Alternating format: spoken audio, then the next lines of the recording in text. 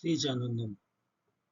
Hello students, myself Dr. Uday Kumar Gupta, Associate Professor, School of Management, CH University, Bhopal. Today we are discussing about the business communication topic, managing communication. Human being is the only animal who has a power to express the words. The objective of the study is to understand the meaning, scope and features of communication, to understand communication process, and how to achieve effective communication, benefits of effective communication. Now we do discuss about the definitions given by the management thinkers. The definition given by Newman and Summer is an exchange of facts, ideas, opinions or emotions by two or more persons. Same according to Kuntz and O'Donnell as the exchange of the information at least between two persons with a view to create an understanding in the mind of other whether or not it gives rise to conflict. So we say the communication is the process of sending information to a receiver so that the receiver understands it and respond to it. Now we come on the business communication. Business communication defined by William G. Cott as a administrative communication is a process which involves the transmission and accurate replication of ideas incurred by feedback for the purpose of eliciting actions which will accomplish organization goals. Business communication is a goal-oriented process. The rules, regulations, and policies of a company have been communicated to the people within and outside the organization. So business communication is regulated by certain rules and norms. The scope of communication is very large. The scope means the normal functioning area of the subject. Since communication is essential in every sphere of human life, its scope is wide and pervasive. Communication is essential in our every aspect of our life. Like our personal life, communication play an important role in our personal life. It also uh, play an important role in developing good relationships in the societies. By the communication, we manage our professional life. It's manage our life.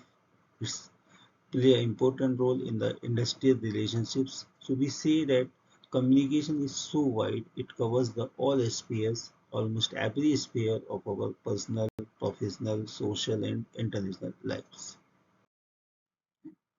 Now we come on the features of communication. There are some important features of the communication. For the every communication we need a two persons at least, sender and receiver. It is a two-way process. Sender is sending the message and receivers gives the feedback. Then the communication process is complete. So communication is a two-way process. It's a dynamic process. Means of communication is changes during the time. In the ancient time, we use the pigeons for communicating. Now we are using the internet for communicating our ideas. Communication is pervasive. It means it is everywhere we use communication. Communication may be the oral and in written process. Now we are communicating the oral process and written process both. Communication has a message or purpose. Every communication has a purpose. That's its complete the objectives of the communication. Communication is a universal process. It's everywhere. Now we come on the communication process.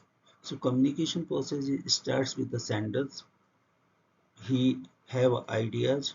That idea is a message that is encoded in a message, and by a channels we communicate it to the receivers. The receiver is decode it and give the feedback to the sender. So that's the communication process.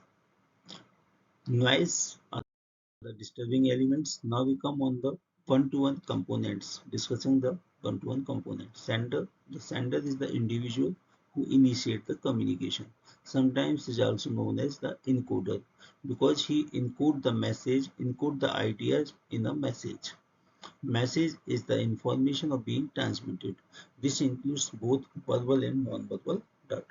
Encoding means it is a process of selecting and formulating the information to be conveyed.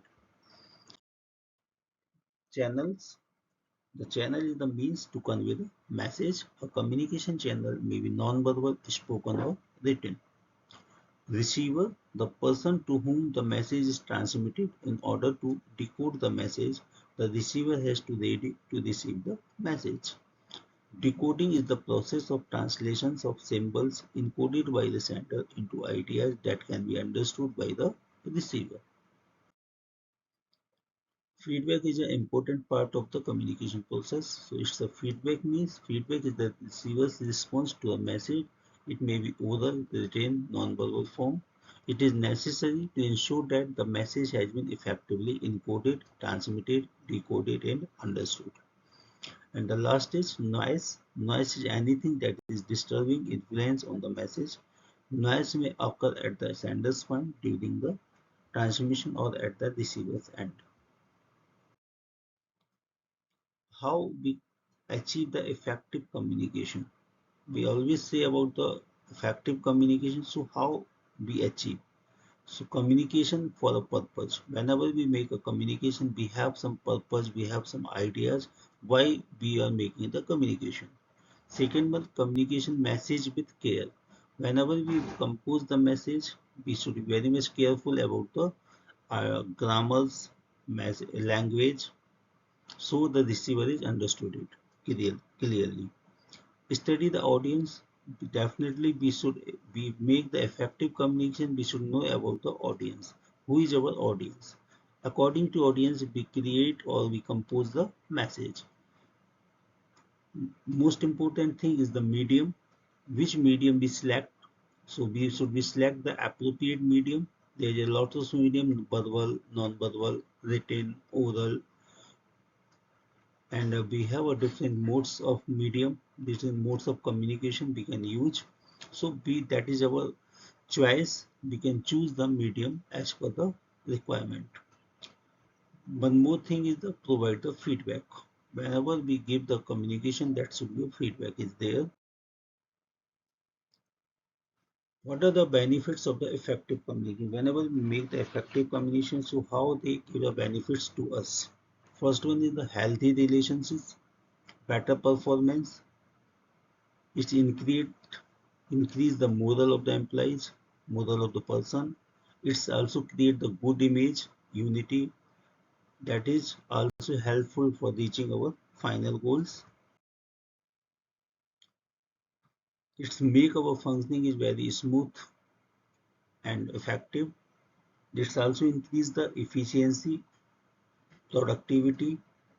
It also increase the decision making, effective decision making, and by the communication we make a cooperation and coordination with the team.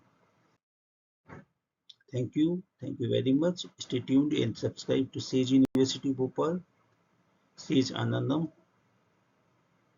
Thank you.